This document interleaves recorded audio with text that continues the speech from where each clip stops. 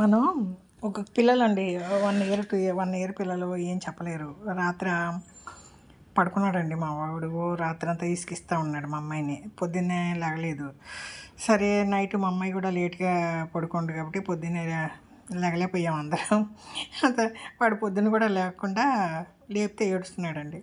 ఈ లెగిసినా కూడా భుజం మీద తలకాయ పెట్టుకొని దించనంటున్నాడు. ఏంటని చూస్తే వాడేమో మా అమ్మాయి అంటది, రాత్రి మామిడికాయ తిన్నాడు, బంగాళదుంప పెట్టాను, చాక్ పీస్ తినేసాడు, మిషన్ దగ్గర డీస్ తినేసాడు, దానివల్ల కడుపు నొప్పి అయ్యి ఉంటుంది, డాక్టర్ దగ్గర తీసుకెళ్ళాలి అంటుంది. సరే ఈలోపు వాడు పడుకున్నాడండి. ఈలోపు పడుకుంటే మా అమ్మాయి ఆఫీస్కి వెళ్ళి అటెండెన్స్ వేసుకుని వచ్చేస్తాను, హాస్పిటల్ తీసుకెళ్తానండి. నేను అనుకున్నాను నిజమే చాక్ పీస్ అన్నాడు.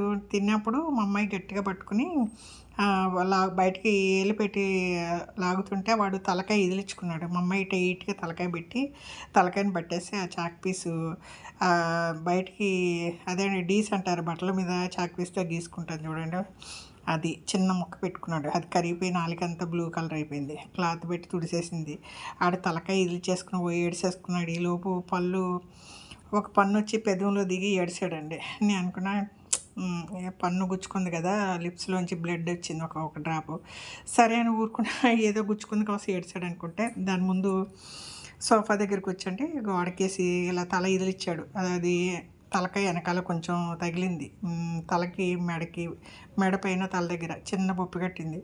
ఆ రోజు అది దెబ్బలే కదని ఊరుకున్నాం. నైటు ఎందుకు ఏడ్చాడంటే అండి, వాడు మా అమ్మాయికి కనిపెట్టలేకపోయింది. కడుపు నొప్పి ఏమో అనుకుంది. నేను మా అమ్మాయి ఆఫీస్కి వెళ్ళాక ఆడు పడుకుని లెగట్లేదు. ఎత్తుకుని భుజం మీద వేసుకుంటే దిగట్లేదు. మెల్లిగా తీసుకొచ్చి సోఫాలో దిండికి జారేసి కూర్చోబెడితే తలకాయ చూపిస్తున్నాడు. తల అక్కడ బొప్పి కట్టింది. వాడికి మెడనరం పట్టేసింది. మెడనరం పట్టేసి ఆడి తల కదపలేకపోతున్నాడు, నుంచోలేకపోతున్నాడు, లేచి ఆడుకోలేకపోతున్నాడు, అలాగా పడుకున్నాడు. తల పక్కకి తిప్పి ఏడ్చేస్తున్నాడు. నేను మెల్లిగా సవరదీశాను. అక్కడ దెబ్బ తగిలిన దగ్గర కొంచెం బొడిపిలాగా ఉంది. తర్వాత మెడ నరం ఎటు తిప్పనివ్వట్లేదండి, టైట్ అయిపోయింది. అది మా అమ్మాయికి తెలియక కడుపు నొప్పి ఉంటుంది. అంతే నేను మెల్లగా అలాగే తలకి మెడకి వెనకాల చెయ్యి బ్యాలెన్స్ పెట్టండి మెల్లిగా తీసి బోర్లో వేసి కొంచెం ఆయిల్ మెల్లిగా మసాజ్ చేశాను. మసాజ్ చేసి కాళ్ళు చేతులు అన్నీ సవరదీశాను. మెడ దగ్గర ఒకటే వాడికి టైట్గా పట్టేసినట్టుంది. మెడ అసలు తిరగట్లేదు. అది కనిపెట్టాను. మా అమ్మాయికి ఫోన్ చేసి చెప్పాను. మా అమ్మాయి మళ్ళీ ఆఫీస్ నుంచి రాగానే చెప్పాను, డాక్టర్ దగ్గర తీసుకెళ్తే మీరు గట్టిగా పట్టి లాగినప్పుడు మసిల్ ఏదో ఇదై ఉంటుంది, అది గోడకి ఏదో కొట్టుకున్నాడు కదా, అది నరము ఆ మసిల్ కొంచెం ఇది స్ట్రాంగ్ అయి ఉంటుంది, మీరు అది ఏదో సిరప్ ఇచ్చారు.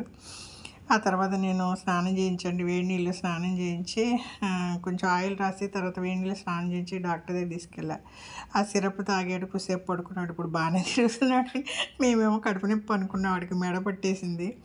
ఆ విషయం తెలియక మా అమ్మాయి అది పెట్టాను, మామిడికాయలు రోజు తింటున్నాడు.